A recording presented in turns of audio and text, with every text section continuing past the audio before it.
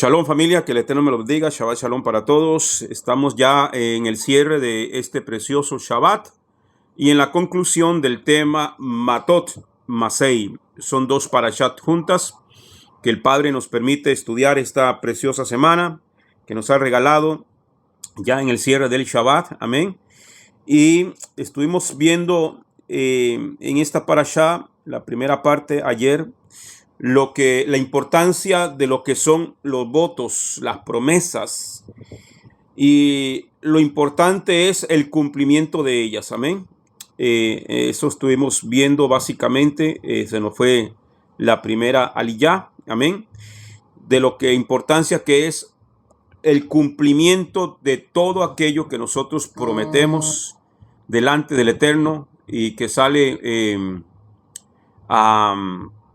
de nuestros labios para prometerle al Señor nuestro voto o nuestra promesa. Amén.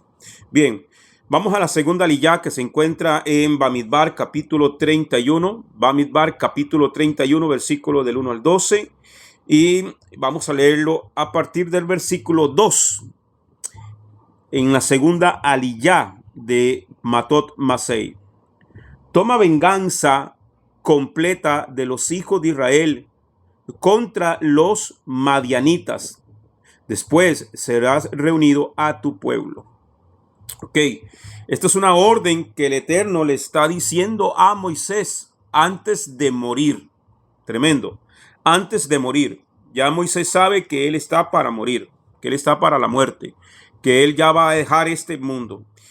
Pero que el Eterno le dice que antes de morir tiene que tomar venganza completa de los madianitas.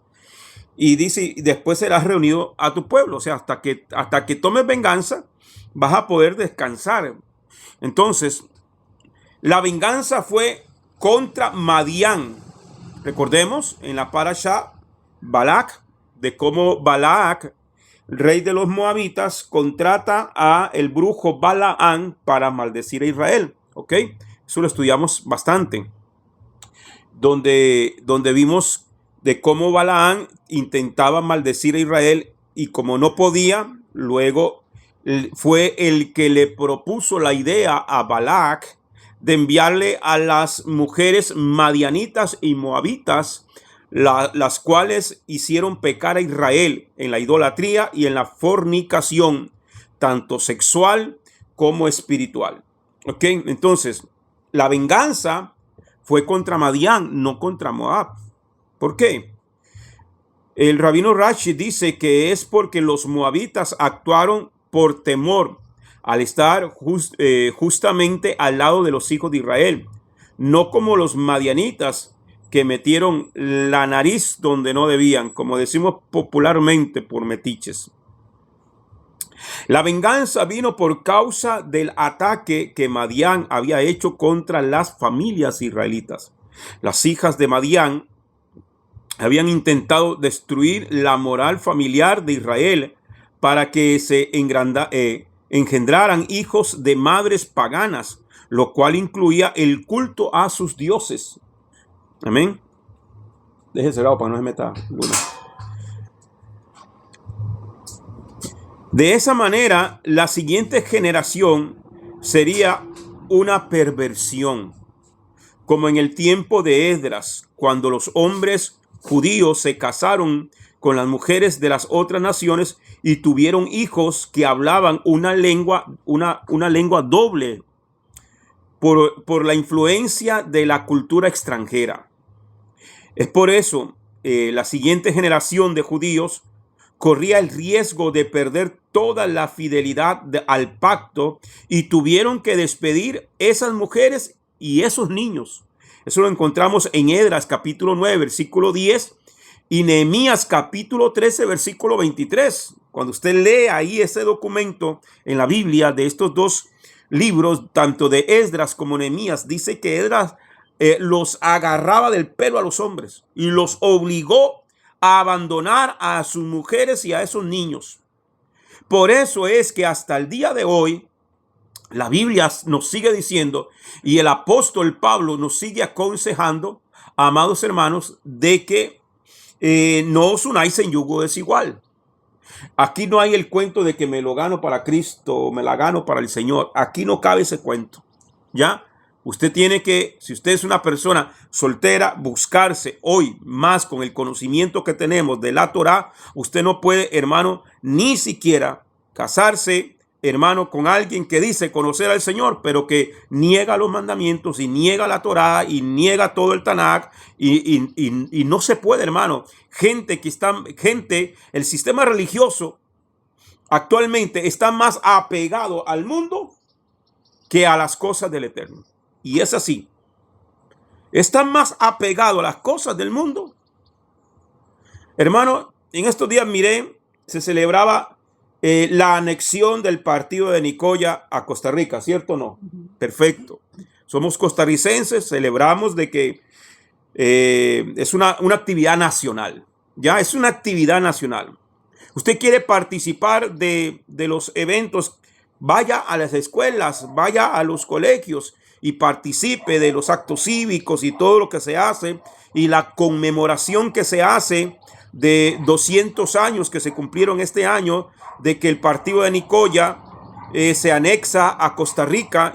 Por eso la famosa frase de la patria por nuestra voluntad. Perfecto. Pero hermano, eso no cabe dentro de una congregación. Yo vi congregaciones del sistema religioso cristiano pegando gritos como borrachos dentro de la congregación, haciendo bailes típicos dentro de un lugar que se supone que es un lugar sagrado. Por eso el sistema religioso está más apegado a las cosas del mundo que a las cosas de la palabra de Dios. Pero nosotros nos ven celebrando Pesach, nos ven celebrando Shavuot, nos ven celebrando panes sin levadura, nos ven celebrando Bikurim, nos ven celebrando todo lo que se celebra dentro de lo que dice la Escritura que hay que celebrar, inclusive las conmemoraciones como Hanukkah. Y entonces sí nos critican de judaizantes, nos critican de locos, de legalistas y de no sé cuánto. Pero mire, si el sistema religioso existiera en la época, o si Esdras y Nehemías existieran en esta época, a más de uno, hermanos, lo dejarían sin mechas. Porque dice la Biblia que Esdras los agarró del pelo. ¿Cómo ustedes se fueron a casar con mujeres paganas? ¿Cómo es que sus hijos no hablan el hebreo? ¿Cómo es que sus hijos tienen una mezcla de lenguas extrañas y de adoraciones extrañas y de costumbres extrañas? Y las expulsaron. Estaban cansados con moabitas y estaban cansados con todo este tipo de personas que era prohibido por la Torá. El Eterno dijo, no entrarán en la congregación de los santos. Por eso, hermano, usted ve cosas increíbles donde hoy en día madres creyentes le permiten a sus hijas tener novios mundanos, hediondos a licor, hediondos a droga, hediondos a pecado y a inmundicia. 3 meses después la muchachita sale embarazada y están llorando. Entonces, es por eso. Entonces, el Eterno castiga a los madianitas, porque ellos sí sabían y conocían. El caso de las esposas, de la esposa madianita, porque alguno va a decir, pero la esposa de Moisés era madianita. Sí, pero el caso de la esposa de Moisés, Sífora, fue diferente porque ella había hecho la conversión. Ella se había convertido al Dios de Israel. ¿Entiende? Estas mujeres de Madián y de Moab no tenían ningún interés de asumir la fe de Israel como Sípora, sino de destruirla por medio del culto a los dioses paganos. Por eso vino la venganza. Por eso el Eterno dice, te vengarás de Madián. Le da la orden a Moisés. Entonces, Israel emprende una batalla contra los madianitas bajo las órdenes de Moisés. Números, capítulo 31, versículo 3. Números, capítulo 31, versículo 3. Yo espero que se esté gozando, hermano. No estoy enojado, estoy apasionado. Diferente. Dice, ¿De quién es la, perdón, Números 31:3 dice, entonces Moisés habló al pueblo diciendo, haced armar a algunos hombres de entre vosotros para la guerra y vayan contra Madián para ejecutar la venganza de Yahweh sobre Madián. ¿La venganza de quién? La venganza de Yahweh. ¿De quién es la venganza? De Yahweh, de Adonai, de Elohim. Amén. En Deuteronomio capítulo 32 de Barín, capítulo 35 está escrito, mía es la venganza y la retribución. Mía es la venganza, dice el Señor, yo pagaré. Es su venganza. Por lo tanto, el hombre no tiene el derecho de vengarse a sí mismo. Ningún ser humano tiene derecho de tomar venganza por sus propias manos. Para eso están las leyes, tanto las divinas como las terrenales. Alguien te hizo algo, usted no tiene derecho de ir a matarlo. Usted tiene derecho de ir a ponerle una demanda, de ir al juzgado, ir al juez y decirle, fulano me está haciendo esto y esto y esto. Y entonces lo convocan y le hacen un juicio. Lo vemos en el caso de la viuda y el juez, de la parábola que Yeshua nos relata, que aquella mujer iba y puso la queja contra un vecino y le decía al juez, hazme justicia. Ok, entonces nosotros no tenemos derecho de tomar la venganza propia en nuestras manos. Amén. Vuelvo y leo. Por lo tanto, el hombre no tiene el derecho de vengarse a sí mismo. Si la venganza es solo de Adonai, ¿cómo puede Israel vengarse de Madián? Es la pregunta. Elohim delega a Israel la autoridad para ejecutar su venganza. ¿Ok? Israel no tiene el derecho de hacerlo por sí mismo, sino solo por una orden divina, como está escrito, toma venganza. Entonces el Señor a través de Moisés le está diciendo toma venganza. Le está delegando la autoridad. ¿Ok? El mandamiento número 241 de los Taryag Mitzvot prohíbe vengarse. Está escrito en Levítico capítulo 19, versículo 18, en la primera parte donde dice no te vengarás. Amén. Entonces pareciera como contradictorio. Que a uno le dice, tome venganza, y en el otro lado dice, no te vengarás. Pero ya entendemos por qué. Porque la venganza es del Señor. ¿Ok? Entonces Israel y Moisés en este caso vienen siendo solamente el instrumento que el Eterno está utilizando para tomar su venganza. Romanos capítulo 12, versículo 17 al 21 dice. Romanos 12, 17 al 21. No le paguen a nadie mal por mal, sino traten de hacer lo que todos consideran como bueno. Si es posible, hasta donde sea que dependa de ustedes, vivan en shalom, vivan en paz con todas las personas. Nunca busquen venganza, mis amigos. En cambio, dejen eso a la ira de Adonai. Porque en el Tanakh está escrito, dice Adonai, la venganza es mi responsabilidad, yo pagaré.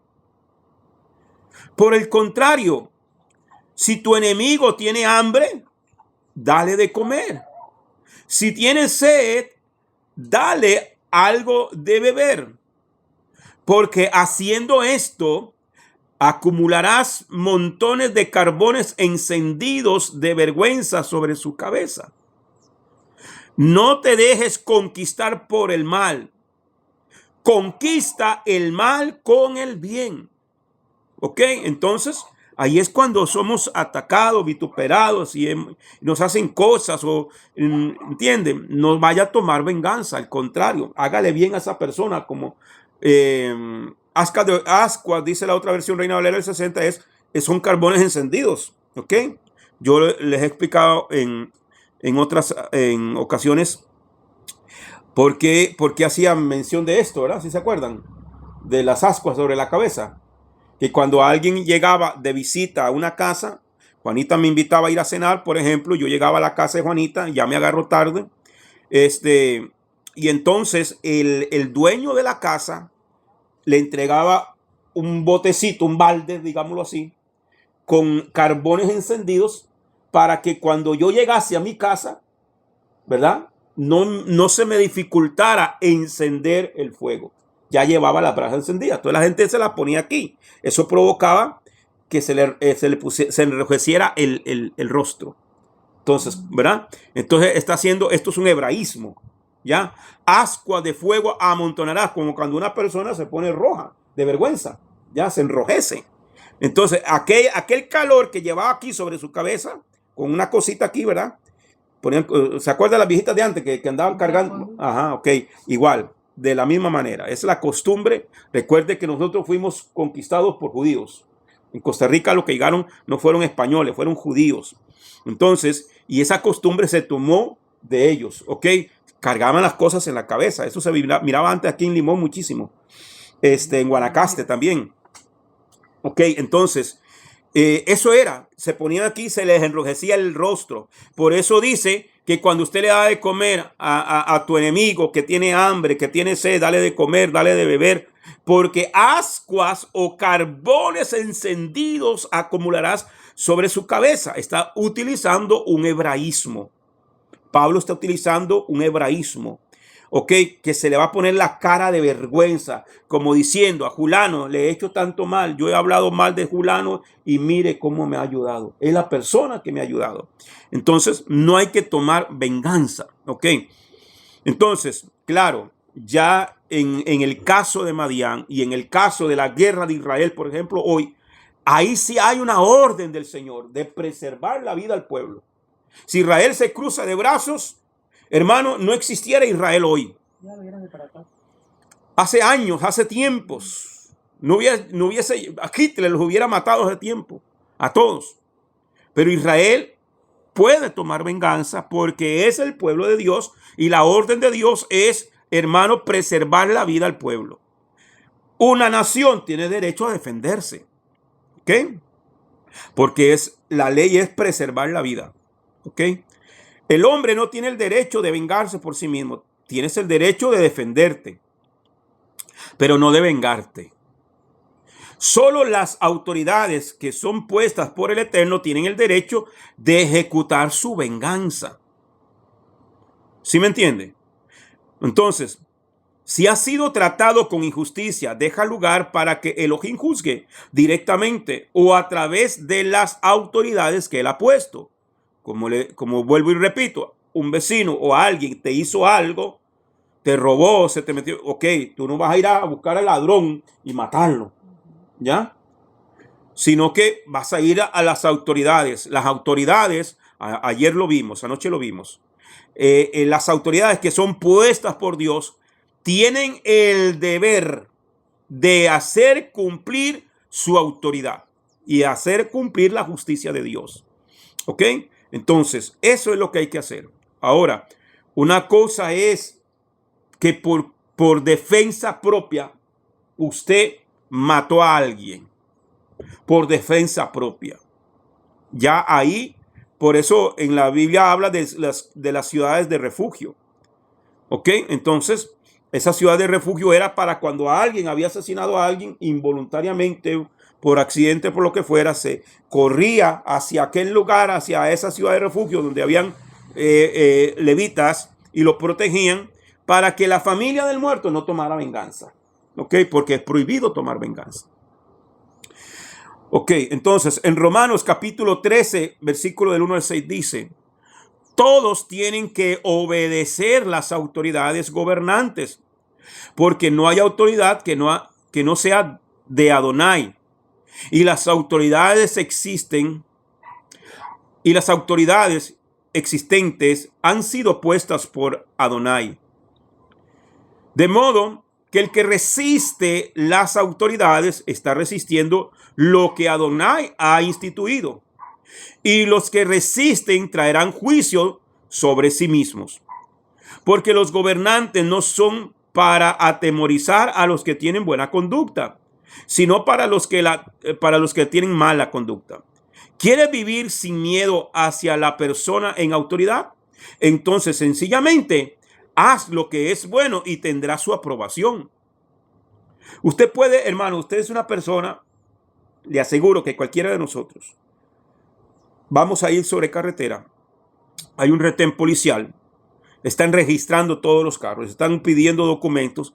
Usted no va a tener temor. ¿Por qué? Porque usted anda en la ley, usted anda legalmente.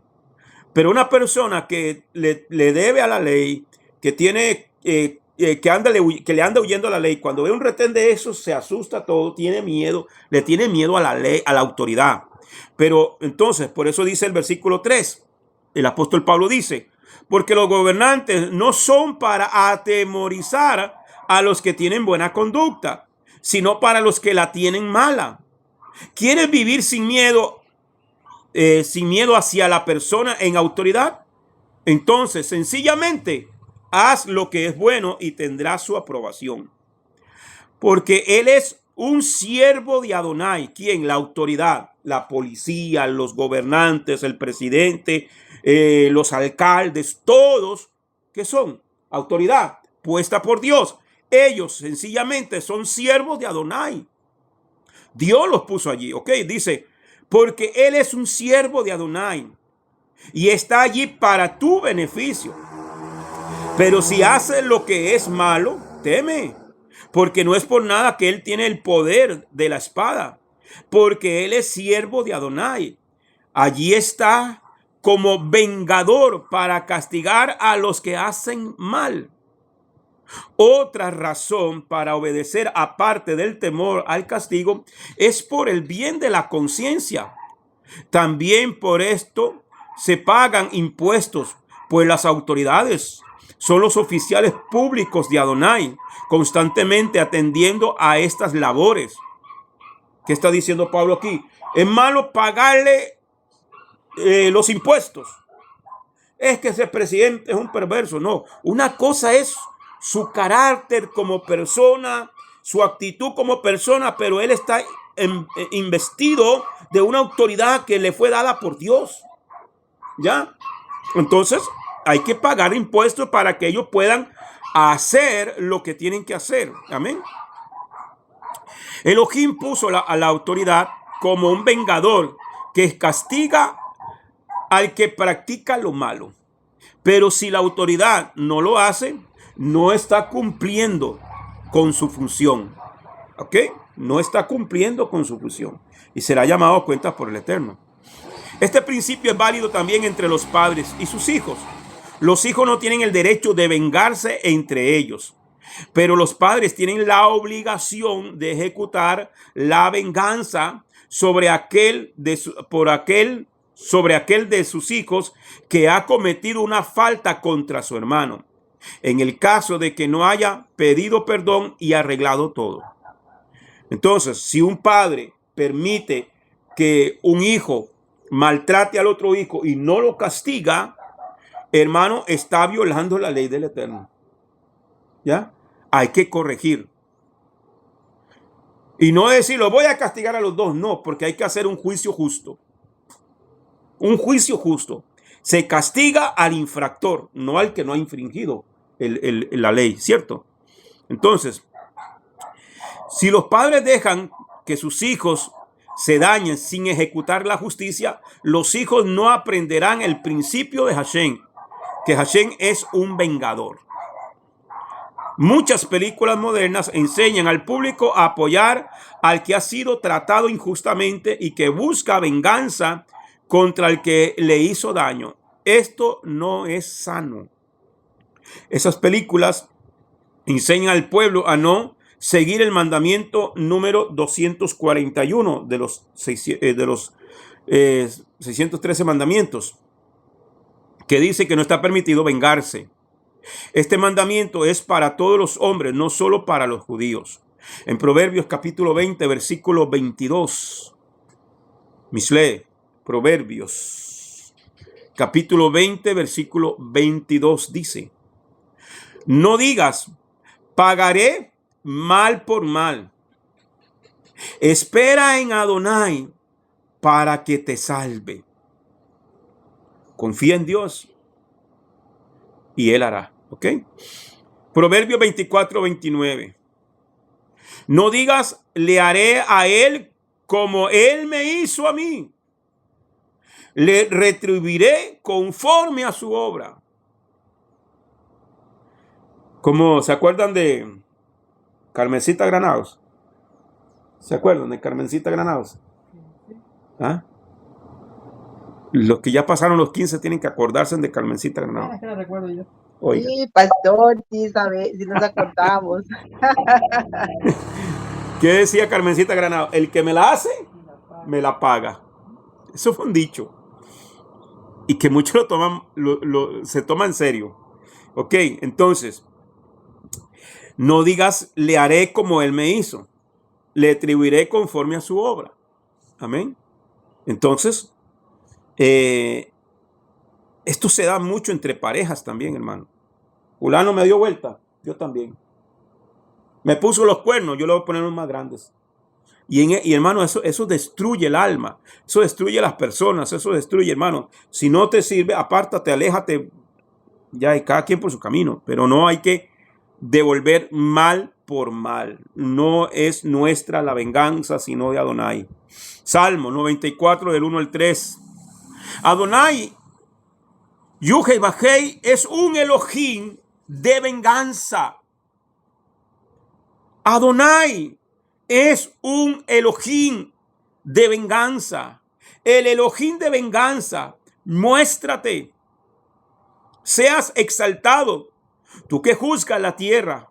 Págales a los soberbios como ellos merecen. ¿Hasta cuándo los pecadores, oh Adonai? ¿Hasta cuándo los pecadores se jactarán? Aquí el salmista no está tomando venganza, pero sí está pidiendo la justicia de Dios. Y eso es lo que nosotros debemos de pedir, que el Eterno nos haga justicia. Como la viuda que llegaba delante del juez, hazme justicia. Capítulo 6 de Apocalipsis. Este salmo nos enseña a pedir a Elohim que ejecute la venganza en la tierra, como también está escrito en Apocalipsis capítulo 6, versículos 9 y 10. Dice, como el Cordero rompió el quinto sello, vi debajo del altar las almas de los que habían sido muertos por proclamar la Torá de Adonai y por causa del testimonio que tenían del Cordero. Ellos gritaban a gran voz, Rey soberano, Hakadosh, el único verdadero, ¿hasta cuándo juzgarás a la gente en la tierra y tomarás venganza de nuestra sangre? En Primera de Tesalonicenses, capítulo 4, versículo 6, dice acerca del adulterio. Ninguno debe agraviar a su hermano en este asunto.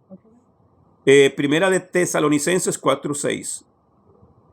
Dice, ninguno debe agraviar a su hermano en este asunto, ni tome ventaja de él, porque el Adón, el Señor, el amo, castiga a todos los que hacen tales cosas, como les explicamos ampliamente con autoridad. Si usted lee unos versículos para arriba, está hablando sobre lo que es el adulterio.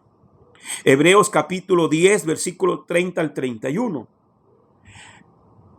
Hebreos 10, 30 al 31. Sabemos quién es el que dijo, mía es la venganza, yo pagaré. Y después dijo, Adonai, Yud-Heh-Vah-Heh, juzgará a su pueblo.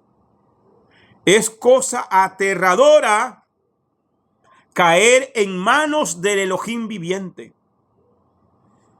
Es cosa terrible, deja la ira, porque tremenda cosa es caer en las manos del Dios vivo, del Dios viviente. Israel recibió la delegación de la autoridad de Elohim para ejecutar su venganza contra Madián y matar a todos.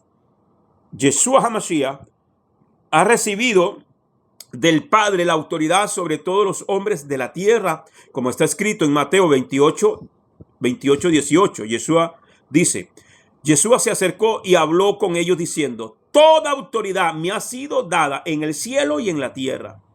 En la forma que me envió el Padre, así yo os envío. Entonces, el juicio, por eso Yeshua, cuando regrese a la tierra, él ya no viene como cordero, él viene como juez. Él ya no viene como salvador, él viene para ejecutar venganza de los habitantes de la tierra. Amén. Él ya no viene como cordero, él viene como león, él viene como juez. Amén. Por esto, él tiene el derecho y la responsabilidad de ejecutar la venganza de su Padre sobre todos los hombres que no le obedecen, como está escrito en Apocalipsis 19. Apocalipsis 19, versículo 11 al 16. Dice: después vi el cielo abierto, y allí delante de mí un caballo blanco. Sentado en él estaba el único llamado fiel y verdadero. ¿Quién es el fiel y verdadero? Yeshua. Y es en justicia el que dicta juicio y hace guerra. Sus ojos eran como llama ardiente de fuego, y su cabeza había muchas coronas reales, y tenía un nombre escrito que nadie conocía sino él mismo. Estaba usando una túnica que había sido empapada en sangre, y el nombre por el cual es llamado la palabra de Elohim. Los ejércitos del cielo, vestidos de lino finísimo, blanco y puro, le seguían en caballos blancos. Y de su boca sale una espada afilada para herir con ella a las naciones. Él las regirá con cetro de hierro. Él es quien pisa el lagar de donde fluye el vino de la ira furiosa de Adonai, Elohim de los ejércitos del cielo.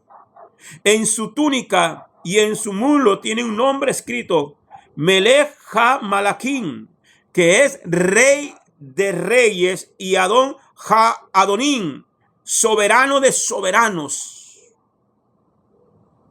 En la segunda carta de Pablo a los tesalonicenses, capítulo 1, versículos 6 al 10 dice: segunda de Tesalonicenses 1, 6 al 10 dice: porque es justicia de Adonai pagar con tribulación a los que atribulan a ustedes, y darle reposo a ustedes que están siendo agraviados junto con nosotros, cuando el Adón, Yeshua, se revele desde el cielo con sus poderosos malachim, con sus poderosos ángeles.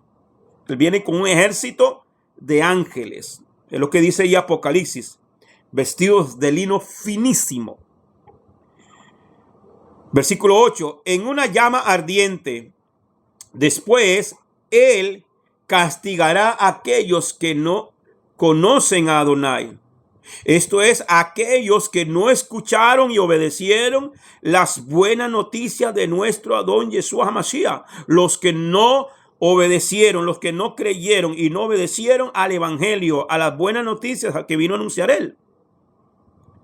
Versículo 9, ellos sufrirán la justa pena de destrucción eterna, lejos del rostro del Adón y de la gloria de su poder, en aquel día cuando él venga para ser glorificado por su pueblo Kadosh, su pueblo santo. ¿Quién es el pueblo santo? El pueblo de Israel, es el pueblo santo. Y admirado por todos los que confiaron, ustedes estarán entre ellos. No, ustedes perdieron la oportunidad de decir un amén. Amén. Todos los que dice, ustedes estarán entre ellos, porque confiaron en nuestro testimonio a ustedes. Números 31:5 dice: así fueron dados de los millares de Israel 1,000 por cada tribu. 12,000 en pie de guerra. 12,000, 1,000 de cada tribu. Fueron los que fueron aceptados dentro de este ejército que iba a pelear contra los madianitas, a tomar la venganza de Adonai. En las escrituras el número 12 tiene que ver con gobierno. Así que cuando aparece el número 12,000, siempre en relación con la guerra, tiene que ver con dominio y autoridad. Como en Josué 8:25, en Jueces capítulo 21 versículo 10, segundo de Samuel 17:1, primer libro de Reyes 4:26, primer libro de Reyes 10:26 y Salmo 61. Amén. Entonces, los 12,000 de cada tribu que son mencionados en Apocalipsis 7 son los que van a conquistar el mundo para el reino venidero. La Nueva Jerusalén mide 12,000 estadios. Entonces, el 12 habla de gobierno. 12,000 estadios medirá la santa ciudad, la Nueva Jerusalén que desciende del cielo. 12,000 estadios no es que va a haber un campeonato del mundial de fútbol, ¿verdad? No, son medidas lineales. 12,000 estadios son aproximadamente 2,160 kilómetros. Solo imagínense. ¿Cuántos kilómetros hay de aquí a la frontera? Mucho más largo todavía. ¿Entiende? 2,160 kilómetros aproximadamente medirá lo que es la Nueva Jerusalén. En 3 direcciones, Apocalipsis 21:16. Esto significa que tendrá dominio total sobre todo el mundo creado. O sea que la Nueva Jerusalén que desciende del cielo, ¿dónde se va a posar? En Israel, en Jerusalén. Será la capital mundial. ¿Ya? Ahí será el centro de operaciones del reino del Mashiach.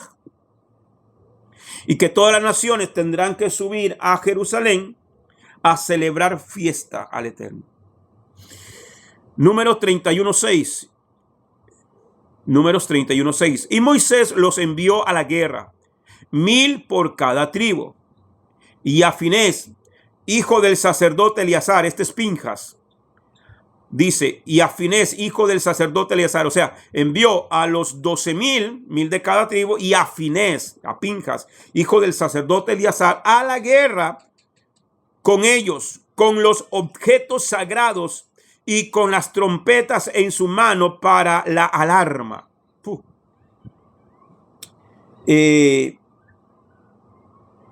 Hay una serie brasileña, yo la vi completa. Los 10 mandamientos, creo que se llama, o Moisés de los 10 mandamientos. Y ahí ellos, no sé si ellos qué tanto conocimiento tendrán, pero sí me di cuenta que leyeron bastante para poder hacer esa serie. Cuando salen a la guerra, siempre se llevaban el arca, ¿verdad?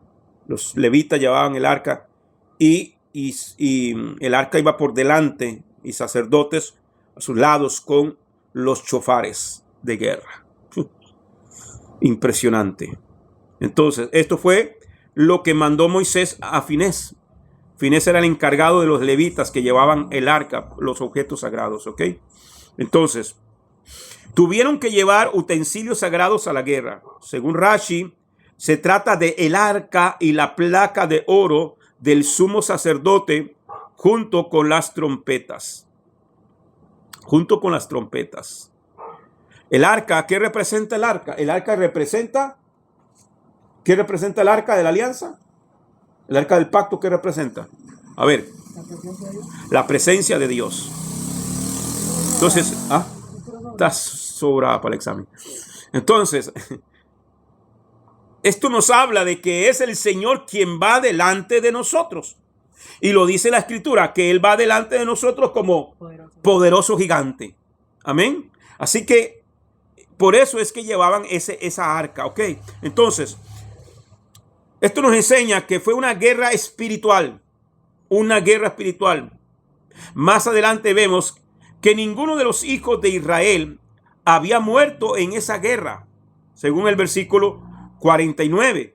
Fueron protegidos sobrenaturalmente cuando la venganza es de Adonai. La victoria es completa, no murió ninguno. Dios no iba a permitir que uno que estaba ejecutando su venganza, que estaba obedeciendo sus órdenes, pereciera. Porque Él es justo. Amén. Números 31:8. Entre las víctimas, dice Números 31:8, entre las víctimas mataron también a los reyes de Madián, Evi, Requén, Sur, Hur y Reba, 5 reyes de Madián. También, ¿sabe quién también se fue en la tira? Balaán. También mataron a espada a Balaán, hijo de Beor, el brujo. Ahí murió el disque profeta. Ahí cayó. Balaán recibió parte de la venganza de Adonai por haber dado consejo para hacer pecar a los hijos de Israel. El que causa que otro peque tendrá su castigo. Amén. Por eso, hermano, Yeshua dice que en este mundo tendremos tropiezos, pero hay de aquel, cuando habla hay sin H, ¿verdad? El hay de dolor. En la Biblia, cuando usted encuentre un hay sin el H, es juicio.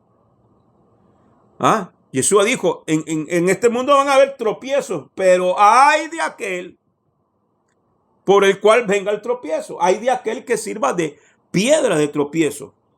Hiciste caer a un hombre, hiciste caer a una mujer en adulterio, fornicaste con esa persona, lo sedujiste o la sedujiste de tal manera que caíste o cayeron en pecado y esa persona se resistió, pero tú fuiste piedra de tropiezo. Juicio viene para ti. O incitamos a alguien a cometer algo, juicio viene. Entonces, Balaán no se podía escapar. Balaán no podía salir librado de esta venganza del Eterno. Amén. Tercera aliyá. Vamos a ver hasta dónde me alcanza, que se nos va el tiempo. Tercera aliyá. Capítulo 31, versículo 16 dice: mirad, ellas son quienes por consejo de Balaán indujeron los hijos de Israel a apostatar de Yahweh en lo tocante a Peor, a Baal Peor, ¿verdad? Por lo que hubo plaga en la congregación de Yahweh. Porque dice Moshe que las mujeres de Madián habían causado la fornicación en Israel, cuando en Números 25:1 solamente se mencionan mujeres de Moab. En realidad eran tanto las mujeres moabitas como las madianitas que lo habían hecho. Números 31:19 dice: en cuanto a vosotros, acampad fuera del campamento durante 7 días. Todos los que habéis matado a una persona y cuantos habéis tocado un cadáver, os purificaréis en el tercero y el séptimo día. Así vosotros como vuestros prisioneros. Ok, entonces, recordemos que lo que causa impureza es el cadáver de un muerto, y estos hombres tenían que estar fuera del campamento por 7 días y se tenían que purificar en el tercero y en el séptimo día. Lo estudiamos en Taryag Midbot, creo que fue. ¿Qué era lo que se hacía? O fue en una parashá, no recuerdo ahorita. ¿Qué era lo que con qué se rociaba a las personas en el tercero y en el séptimo día? ¿Con qué se rociaban para hacer el ritual de purificación? Las cenizas. Las cenizas de la vaca roja. ¿Ok? Este es el ritual que está mencionando aquí. Según Rashi, esto significa que no podían entrar en el atrio del tabernáculo durante 7 días. Tanto los hijos de Israel como los cautivos tuvieron que pasar por el proceso de purificación con el agua purificadora que se rociaba en el capítulo 19, la purificación de las cenizas de la vaca roja. Ok, entonces, déjame ver aquí. Ok. Déjame ver aquí. Okay. Entonces, Números 31:20 dice: purificad también todo vestido, todo objeto de piel, toda obra de pelo de cabra y todo utensilio de madera. Cuando los hijos de Israel habían estado en la guerra, tenían la necesidad de ser purificados por medio del rociamiento con el agua purificadora, junto con sus ropas y otros objetos que se habían impurificado al estar en contacto con la muerte. El cadáver humano es la fuente principal de impureza ritual. Por esto era tan importante purificar a las personas y los utensilios de todo contacto con la muerte, por causa de la presencia del Eterno en el tabernáculo. Según Rashi, toda obra de cabra son aquellas cosas que habían sido hechas a base de los cuernos, las pezuñas y los huesos de las cabras. Números 31, 22 al 23 dice: solo el oro y la plata, el bronce, el hierro y el estaño y el plomo, todo lo que resiste al fuego, lo haréis pasar por fuego y será puro. Sin embargo, habrá de ser purificado con las aguas de la impureza. Así todo lo que no resista al fuego, lo haréis pasar por el agua. También los utensilios de cocina que fueron conquistados de los madianitas necesitan ser purificados de todo contacto con cadáveres y alimentos no kosher. Ok, en toda guerra se llevaba lo que se conoce como el botín. ¿Ya? Cuando los pueblos eran conquistados o había guerra, ellos, amados hermanos, el que conquista tiene el derecho de llevarse el botín. En ese botín hay oro, hay plata, hay bronce, utensilios de cocina, ropa. Ok, ellos lo que están purificando aquí es lo que ellos conquistaron, el botín, y tenían que hacerle todo el ritual. Ok, hay dos elementos que son utilizados para la purificación: agua y fuego. La tierra fue purificada por agua la primera vez en el diluvio. La segunda vez será purificada por fuego, como está escrito en 2 de Pedro capítulo 3 versículos 6 al 7, donde dice: después el mundo fue inundado y destruido con agua. Versículo 7. Y con ese mismo poder ha dado la orden para que el momento indicado los cielos y la tierra que ahora existen sean destruidos con fuego. Serán quemados en el día en que Elohim juzgue a todos y destruya a los impíos. Esta tierra y estos elementos serán purificados con fuego. Por lo tanto, hay dos maneras de purificar los utensilios: por medio del fuego y por medio del agua. Aquí se habla solo de utensilios de metal para la cocina. La Torá no exige la purificación de los utensilios de otros materiales, como madera, vidrio, barro o plástico. Sin embargo, los rabinos establecieron que también sean purificados los utensilios de vidrio antes de ser utilizados en la cocina. Los utensilios de metal que hayan sido utilizados para calentar alimentos necesitan ser calentados de la misma manera para ser cacherizados. Pero los utensilios de metal que no hayan sido utilizados para calentar alimentos no necesitan ser calentados para su cacherización, sino solo purificados por medio del agua. El agua para la impureza. Aquí se habla, en primer lugar, de aquella agua que fue salpicada sobre las personas que habían sido contaminadas por medio de un cadáver. En hebreo se llama meinidá, aguas de separación o aguas de impureza. La palabra nidá tiene que ver tanto con el agua de rociamiento como la impureza de la mujer, hablando de su menstruación. Cuando se habla de aguas de nidá, se interpreta que también significa que estos objetos tienen que ser sumergidos en ese tipo de agua que una mujer se sumerge después de su menstruación. Es decir, en una mikvé que contiene mínimo 40 medidas de sea, que según Rashi, el rabí Arshin Kaufman, corresponde a unos 332 litros. Ver también los comentarios de Levítico 12 y 15 en la Parashá 27, Tahría y Metzorá. La Torá con Rashi, esto lo saqué de la Torá con Rashi, un documento que yo les he compartido también, la Torá con Rashi, en Bamidbar, capítulo en Bamidbar, página 54 de la nota 182. En Marcos capítulo 7, versículo 4 dice, Marcos 7:4. Marcos 7:4. Voy en carrera porque se me acaba el tiempo. Y al regresar del mercado, si no se hacen primero netilah yadahim, no se coma. Además, imponían otras cosas que también debían ser observadas rigurosamente, como la purificación de copas, jarros y utensilios de metal. Ese netilat yadahim es el lavado de manos. Esto nos enseña que durante el tiempo del segundo templo existía la costumbre de purificar utensilios de cocina, tanto de metal como de otros materiales, antes de ser usados.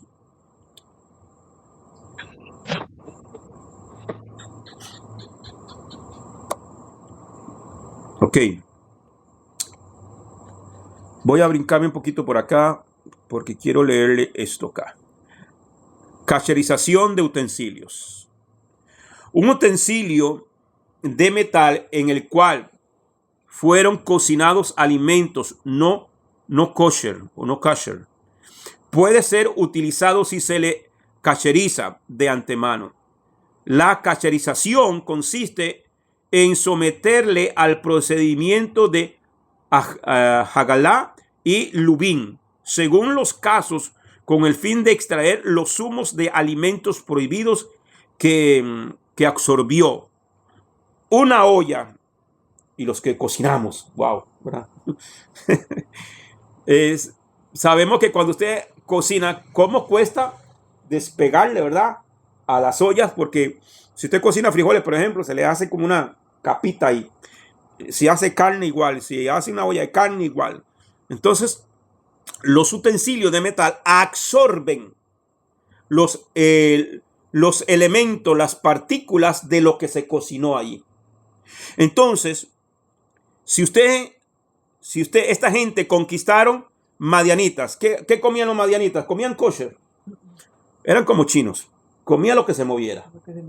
¿Me entienden? Entonces, para ellos poder utilizar esos elementos, tenían que pasar el procedimiento de Hagalá y de Lubín. Hagalá es por fuego y por agua. ¿Ya? Entonces, por eso es que usted dice, bueno, yo ya no como cerdo. ¿Cuántos dicen amén? Uno nada más. Ya no como camarones, ya no como nada de lo que es mariscos. Pero usted dice, voy a ir a aquel restaurante, ¿verdad? Pero no voy a pedir nada con marisco, no voy a pedir nada con cerdo, me voy a pedir un arroz con pollo. ¿Cuál es el problema de ir a esos lugares? Usted dice, voy a ir del chino, pero me voy a pedir un arroz con pollo.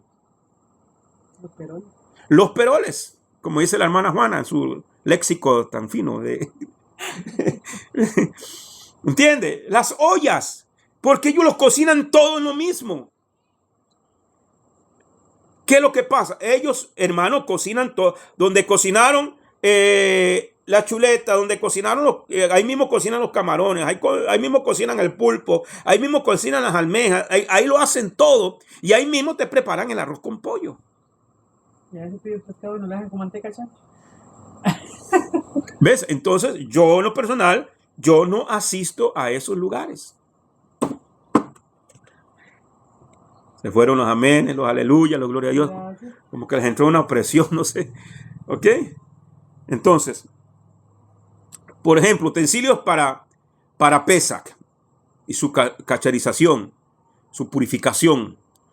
Se prohíbe utilizar durante Pesach toda clase de utensilios que se utilizaron durante el año para guisar, freír, hornear, comer o beber en ellos caliente o frío. Por lo tanto, se suele reservar una batería de cocina, de vajilla y cubiertos especiales para Pesach. Esto es una costumbre de nuestros hermanos judíos. De algo tenemos que aprender de ellos.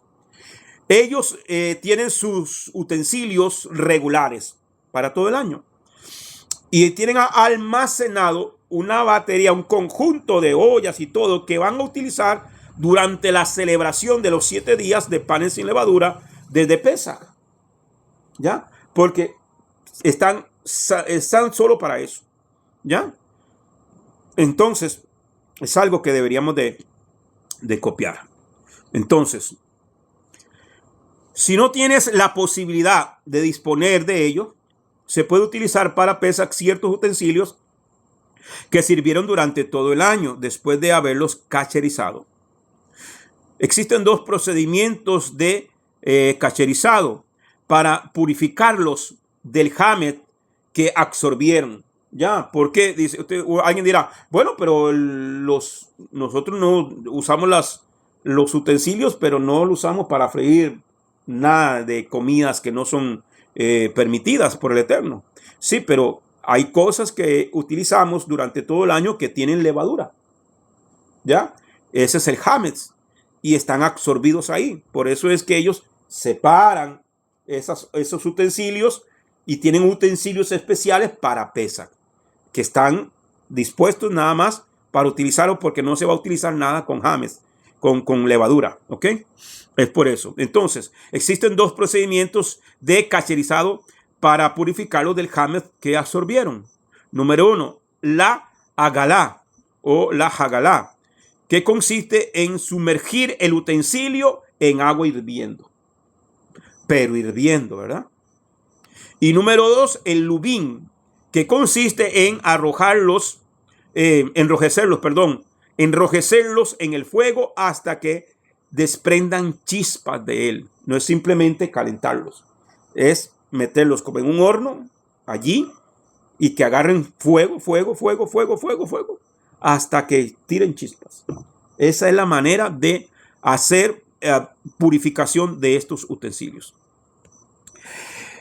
1. El utensilio que absorbió el hametz o todo otro alimento prohibido mediante la cocción, es decir, bajo la acción de un líquido hirviente, puede arrojarlo bajo la acción del agua hirviente por la jalá. Este es en el caso de las cacerolas. El utensilio 2. El utensilio que fue penetrado por hametz bajo la acción directa del fuego solo podrá desprenderse de él bajo la acción del fuego mediante el lubín. Este es el caso de la parrilla para asar del horno. ¿Ok? Ahí se puede meter para limpiarlo y purificarlo. La parrilla del horno donde se hornea el pan ya está lleno de hametz, está lleno de levadura. Bien, amados, vamos a dejarlo aquí porque ya se nos cumplió el tiempo. Si alguien tiene alguna pregunta, hermano, no nos dio tiempo ver todo. Realmente estas parashot son muy extensas.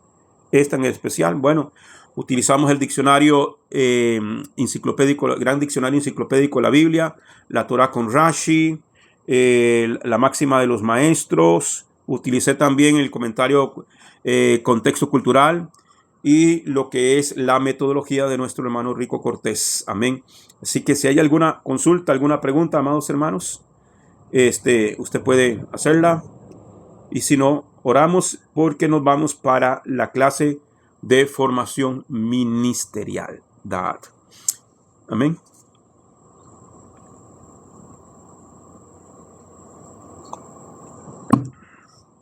Tan tristes, hermano, que no pueden del chino ya. Pastor, una pregunta. Amén. Eso de lavar las ollas y todo eso, ¿está escrito en la Biblia o es lo que pusieron de mal los judíos? No, está en La Torá. Está en la Torá. Sí, está en la Torá. Pero digamos, sí, porque digamos, yo sí, porque yo leí esa parte, cuando Ajá. traen utensilios y cosas de otro lugar, digamos, de otro, como cuando ellos iban y traían los botines, que eran comidas consagradas, que eran, digamos, ollas y cosas que eran donde cocinaban comida que no era kosher, ¿verdad? Sí, pero digamos, pero al principio, como cuando el pueblo de Israel andaba por el desierto y todas esas cosas, también lo hacían. Bueno, y yo nunca como nada de chino porque no me gusta, claro. Nunca como nunca de esas cosas. Recordemos, hermana, de que Recordemos que, por ejemplo, el Eterno establece sus leyes y se las da a Moisés para que se las presente al pueblo. Muchas de esas leyes no se Sí, claro, pudieron, yo sé. no se pudieron cumplir en el desierto hasta que entraron a la tierra prometida, pero ya el Señor había establecido sus mandamientos, ¿entiendes? Entonces dentro del desierto, en su peregrinaje del desierto, hubieron muchas cosas que no se podían hacer, ¿ok? Pero ya ellos tenían el fundamento de la Torá. Entonces, y estaban obligados a cumplirla. Entonces nosotros sí tenemos, sí, por ejemplo, eso de las conquistas, además de eso, la explicación que nos entrega ahí el documento Torah con Rashi, de que, por ejemplo, usted hace el pan, usted hace su pan de Shabbat, usted le echa su levadura. Entonces, esos utensilios tienen que hacerle una purificación para extraerle ese james, esa levadura que está ahí impregnada, que son partículas, pero que está ahí. Entonces, hay que hacerle ese proceso para purificarlo, para poderlo utilizar para panes sin levadura, para la fiesta de Pesach y panes sin levadura. ¿Me entiende? Entonces, ahora, los rabinos o los sabios, lo que ellos hicieron, sí, fue como darle una explicación un poco más amplia en sus escritos. Amén. Recordemos, hermano, no todo lo que los judíos tienen como tradición es malo. Porque en ninguna parte vemos a Yeshua diciendo que sea malo. ¿Me entiende?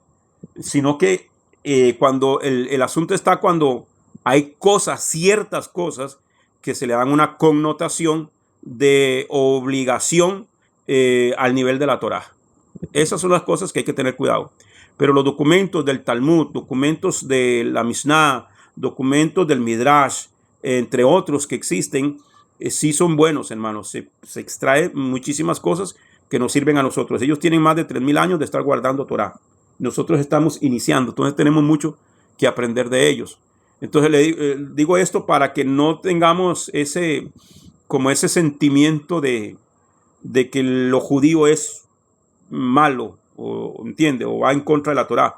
Al contrario, ellos en su buena voluntad han querido hacer cosas como para sobreguardar el mandamiento, ¿verdad? Salvaguardar el mandamiento.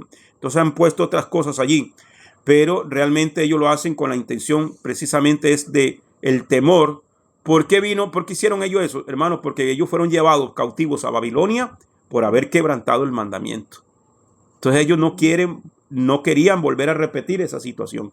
Ellos querían, entonces empezaron a poner leyes sobre leyes, que esas son las cosas que hay que tener mucho cuidado. Ok, por ejemplo, el encendido de velas en Shabbat.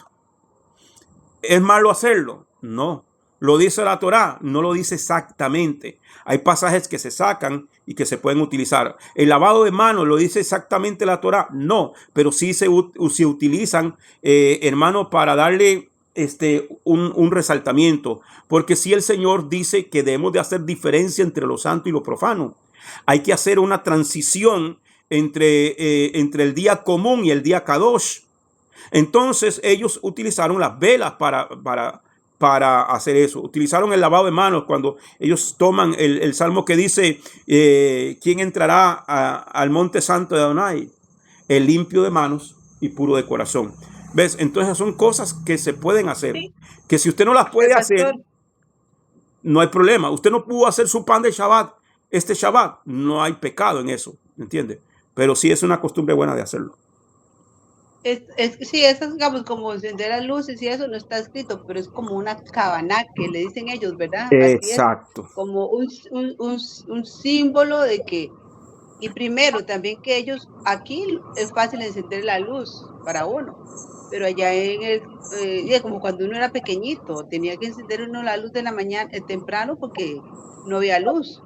Sí. ¿Cómo se iba a celebrar el nuevo día? Entonces, como que eso sí tiene lógica, ¿verdad? Sí, no, pero además Ajá. de eso sí hay un sentido de hacer la separación. O sea, ellos usaban Sí, sí. sus lámparas. ya, y todo, pero ese encendido de velas sí tiene un sentido. Un día vamos a estudiar de esas costumbres y le vamos a encontrar mucho el sentido, y que sí ayuda bastante a uno tener como esa cabanada, esa intención, tener esa percepción de que es un día diferente, que es un día santo, que no es un día más de la semana, sino que es el día sagrado. Entonces es importante, Sí, amén, un amén. día vamos a estudiar eso para poder darle un poquito más de sentido. Bien, amados.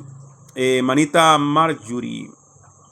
Amén, pastorcito. Vieras que desde que usted, desde que yo estoy empezando las clases con ustedes, de verdad que cada sábado para mí tiene un sentido diferente.